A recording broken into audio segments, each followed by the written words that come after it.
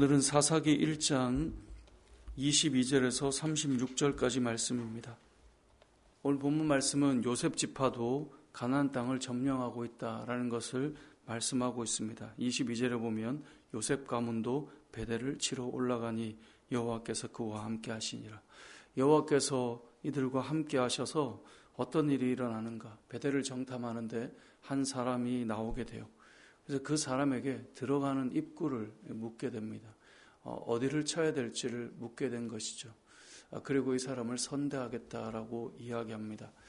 사실 이 이야기를 읽다 보면 이 베델 성읍 입장으로 보면 이 사람은 자기 성을 어찌 보면 함락당하게 만드는 사람일 것이고, 반면에 하나님의 백성의 입장으로 보면 이 사람을 만났기 때문에 베델을 쉽게 공략할 수 있었다는 것을 알게 됩니다.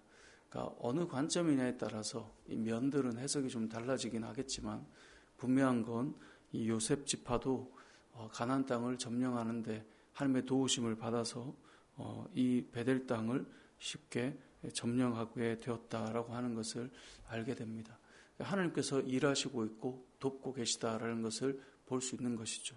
그렇다면 하나님의 뜻대로 그 땅을 온전히 점령해서 하나님께서 원하시는 대로 가나안 백성을 치는 것은 그들의 죄가 이 가득가득 차 있었기 때문에 하나님께서 그들을 징계하는 심판의 개념이 담겨 있고요. 또 그 가운데 이스라엘 백성이 그 땅에 정착하는 의미가 담겨 있거든요. 그러면 당연히 이들을 진멸하거나 쫓아내야 되는데, 문제는 그 다음이었습니다. 이렇게 해서 하나님께서 이들이 그 땅을 들어가게 되었다라고 되어 있는데, 그 다음에 27절에 보면 므낫세 지파가 나오고 29절에 보면 에브라임 지파가 나와요. 이 요셉 지파가 바로 므낫세 지파와 에브라임 지파잖아요. 근데 이 므낫세 지파가 보니까 어떻게 하고 있습니까? 그들을 쫓아내려고 하는데 이게 쉽지가 않아요. 분명히 쉽지 않아도 이들이 하나님 앞에서 이 일을 감당하기 위해 끝까지 그 일을 해야 될 텐데, 이들도 하다 보니 이게 쉽지 않으니 하는 중에 멈추게 돼요. 그래서 27절 하반절에 보면 그에 딸린 마을들의 주민들을 쫓아내지 못했고 가나안 족속이 결심하고 그 땅에 거주하니까 그대로 이제 남게 되는 거예요. 근데 그 다음 문제를 보니까 그렇게 된 다음에 이스라엘이 28절에 강성해졌어요. 그러니까 이제 쫓아낼 힘이 생긴 거예요. 근데 이스라엘 백성들이 이 요셉 지파가 어떻게 하는가? 쫓아낼 만한 힘이 생겼음에도 불구하고 가나안 족속에게 노역을 시키고 쫓아내지 않았다라고 말씀하고 있어요. 자, 처음에는 이게 쉽지 않았어요. 근데 점점 힘을 가지게 되었으니 이제는 쫓아낼 수 있게 됐는데 그래도 쫓아내지 않아요. 이유는 무엇입니까? 이들을 저들의 일에 있어서 노역을 시키고 종처럼 부리는 것에 더 유익하다라고 생각을 하기 때문에 이를 선택하게 된 것입니다. 이들의 입장에는 훨씬 더 나은 것을 선택한 거예요. 왜냐하면 살면서 우리가 해야 될 일들을 저들을 시키면 훨씬 더 우리는 편리해지잖아요. 우리는 훨씬 더 유익하단 말이에요. 그러니까 하나님께서는 다 쫓아내고 때로는 진멸하기를 원하셨지만 이들은 곁에 두고 노역을 시키니 훨씬 유익하니까 저들의 생각에는 이게 낫겠다라고 선택한 거예요.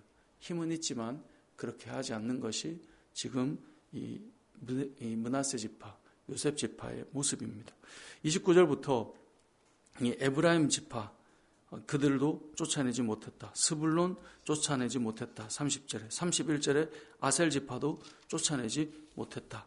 그리고 33절에 보면 납달리 지파도 쫓아내지 못했다. 그리고 34절에 보면 단 지파는 쫓아내기는커녕 본인들이 쫓겨나는 일이 일어나고 있어요. 이들이 이렇게 온전하게 승리하지 못하는 이유를 우리는 이미 1장에서 쭉 보고 있는 것처럼 온전히 주의 뜻을 따라 이 일을 감당해야 되는 것을 하지 못하고 있는 거예요.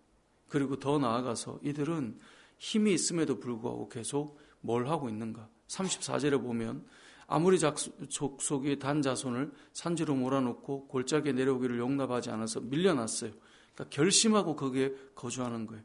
그런데 그 상황에 35절에 보면 요셉 가문의 힘이 강성해졌어요.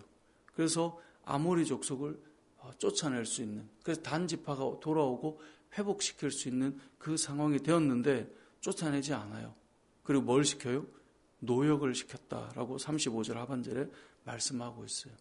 그러니까 지금 이스라엘 백성들은 하나님의 뜻이 무엇인지 알지만 더 유익하고 이로운 걸 자꾸 선택하는 거예요.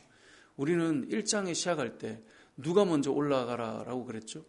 유다가 먼저 올라가라. 그때 유다는 무엇을 선택합니까? 시몬과 함께 가면 좋겠다. 그래서 선택을 하는 거예요. 하나님의 뜻이 무엇인지 알지만 그 뜻에 좀 더 이익이 되고 유익한 것을 자꾸 붙이는 거예요. 오늘 이 요셉 지파를 비롯한 여러 지파들도 마찬가지예요. 힘을 더 써서 희생하기보다 남겨두고 힘이 더 강성해서 쫓아낼 수 있지만 노역을 시키면 좀 더 낫겠다 생각해서 좀 더 유익하고 이로운 것을 따라서 선택하는 삶을 자꾸 만들어가요. 그러니까 우리도 신앙생활을 할 때 내 생각에 좀 더 나은 것들을 선택할 때가 있어요. 주님의 뜻이 뭔지는 알지만 내가 그것을 충분히 할 수 있는 힘도 되지만 그래도 생각해보면 이게 좀 더 나에겐 유익하겠네. 우리의 머리와 우리의 생각으로 선택하는 일들을 하게 된다는 거죠. 오늘 본문에는 나오지 않지만 이 일이 어떤 결과로 이어지게 되는가.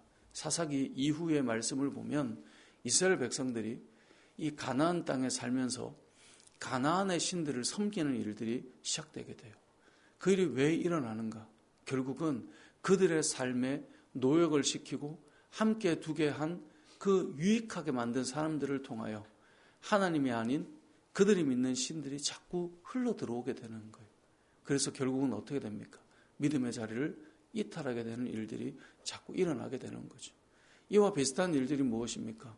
이제 나중에 왕정 시대가 되면 하나님께서 이 아내를 여럿 두지 말라고, 왕이 다른 나라의 여인을 아내로 또 삼지 말라고 말해요. 그런데 솔로몬 때 보면 어떻게 합니까? 이방 여인들을 아내로 자꾸 삼는단 말이에요. 그런데 그것이 이방 여인을 아내로 삼을 때는 항상 정치적이고 정략적인 결혼이 있단 말이죠. 그게 좀 더 나아 보인다는 거예요. 그런데 그렇게 돼서 어떻게 됩니까? 그 아들대로 내려가면서 나라가 나눠지고 그 이방 여인들이 믿었던 신들을 이 나라들이, 이 왕들이 섬기는 일들이 자꾸 일어나게 된다는 거죠. 당장은 나라를 지키는데 그것이 더 유익해 보여요. 하지만 시간이 지나 보니 그들이 믿는 하나님을 온전히 믿지 못하게 흔들어 놓는 것이죠. 오늘 본문의 내용도 마찬가지입니다. 하나님께서 가나안 땅에 그 죄악상이 가득하였기 때문에 이들을 철저하게 심판하고 쫓아내기를 원하셨던 그 뜻을 순종하지 않고 자기들의 이익과 유익과 좀 더 유용해 보이는 것들을 선택하는 것, 그것은 지나보면 우리의 신앙에 큰 균열과 또 믿음을 흔들어 놓는 일들이 들어오게 된다는 것을 반드시 기억해야 됩니다. 우리가 믿음으로 살 때도 때로는 단호하게 지켜서 우리의 삶에 들어오지 못하도록 해야 되는 영적인 어떤 지켜야 될 영역들이 있습니다. 그런데 이 정도는 이게 좀 더 이익이잖아, 이게 좀 더 유익하잖아 라고 해서 조금씩 스며들어오는 게 생기게 되면 그것 때문에 주일이 무너지고 그것 때문에 헌신이 무너지고 그것 때문에 말씀 앞에 서는 삶이 무너지고 그것 때문에 기도가 무너지는데 조금 더 나아 보이는 것을 자꾸 선택하는 것이죠. 그렇게 했을 때 당장은 별일 없어 보이는데요. 왜냐하면 힘이 있거든요. 시간이 지나 보면 우리를 흔들어 놓는 그런 믿음의 영역들이 너무나 강하게 생긴다라는 거죠. 오늘날 한국 교회뿐만 아니라 여러분 신앙을 지켰던 믿음의 세대들을 보면요. 어찌 보면 이 균열이 되지 않도록 잘 지켜나갔던 것들이 있는데 내가 좀 더 유익하고 내가 좀 더 유용하고 내가 좀 더 이익이 될 만한 것들을 조금씩 선택하여서 그것을 자리 곁에 두게 될 때 한국 교회의 이 믿음의 이 그림도 잘 보면 어찌 보면 저보다 믿음의 선배였던 목회자들이 우리는 자꾸 이 좋지 않았던 모습을 끄집어내서 전체를 이렇게 좋지 않은 것처럼 만들어 놓기도 하지만 어찌 보면 생각해 보면 정말 믿음의 선배들의 어떤 목회자들이나 또 우리 선배들의 신앙이나 이런 모습들을 지켜왔던 것들이 우리는 목사님 요 정도 하는 게 문제가 됩니까? 아니 요렇게 하는 게 좀 더 나은 거 아니겠습니까? 라고 하는 것으로 흘러왔던 것이 결국은 우리의 많은 영적인 영역을 흔들고 허물어 놓게 되는데, 오늘 본문의 모습이 우리에게 그것을 알려주고 있다는 것을 우리는 기억해야 될 것입니다. 말씀을 맺겠습니다.